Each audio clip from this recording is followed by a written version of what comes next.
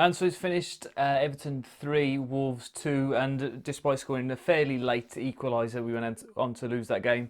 But I think it would have papered over a lot of cracks if we'd have managed to get a point from that. I think it was completely, well, again, same as last Sunday, really, one of the worst performances under Nuno. I might not go into too much detail, having not been to the game. I ran the Wolverhampton half marathon this morning, so you may have had a different point of view if you went to the game. However, I think Wolves just looked slow, tired, and it won't be an excuse from Nuno, or it won't be one that he uses, but it's definitely the case.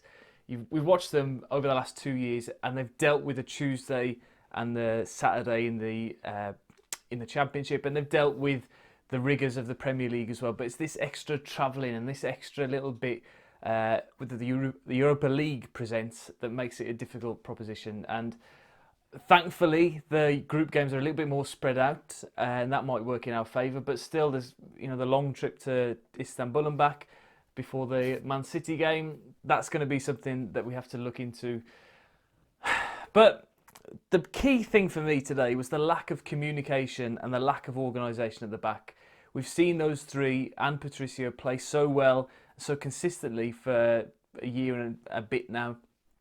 But to me, I don't know, and it's not just been today, it's been a couple of moments in other games this season as well, that they've just looked like they're not talking to each other properly. And I know that you've got two English players, a Portuguese player and a French player, and Bolly and Patricio's English isn't great, and neither is Cody's, to be honest. But they usually communicate so well, and there was a severe lack of communication. And then as well going forward, there didn't seem to be.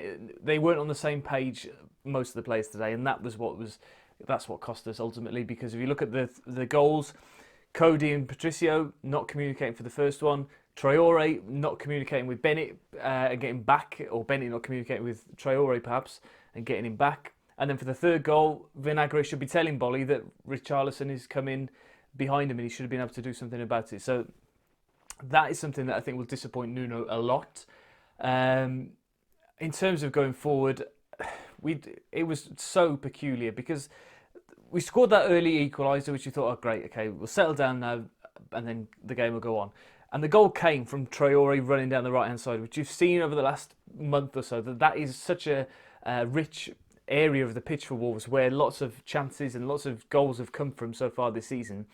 And then again today, and then for the rest of the half, we just didn't use that avenue. Whether Everton made us play down the left-hand side, I'm not that much of a footballing expert to be able to say that, but we just didn't get the ball to Traore at all, and he wasn't able to explore those avenues until very late in the first half, and that was a real disappointment as well.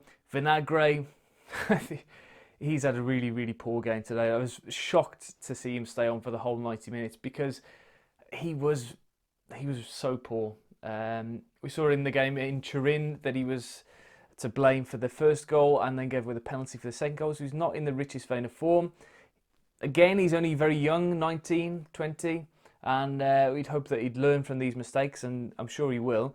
But I think perhaps a little time out of the team would do him some good. I was very, very surprised not to see Johnny coming on with at half time at the very earliest. But then I think there were moments in the second half where, particularly at 2-2, if we would have brought him on then, tried to just keep a point. But ultimately, this first part of the season has been very, very difficult in terms of the fixtures and how quickly they've come. It's been difficult for the players, I think, to manage. If you think of those back three, Cody definitely, less so Bolly and Vallejo because Bennett, because of the slight changes. Kilman came in for Bolly and Vallejo has come in for Bennett a couple of times, but Cody's played nearly 1,000 minutes of football, and it's the 1st of September, so there'll be a lot of rest over the next week or so before the next game, which is Chelsea in a couple of weeks. And really, you have to look at this start of the season now, and obviously the primary objective would have been to qualify for the European competition. We've done that, and we've only picked up 3 points from 4 games in the Premier League, which is disappointing considering the high expectation that we had. But we've only lost 1 game as well. We should have really won the Leicester game. and we didn't play well against Burnley, and Man United is Man United. So I'm not panicking too much, but there was just some things today which I thought were completely uncharacteristic from us, and that need to be addressed going into the next run of fixtures. Because if we're still in the same position in the league in a couple of weeks' time when the next international break comes, which I imagine is sort of mid-October, is it? Yeah, 12th, 13th of October.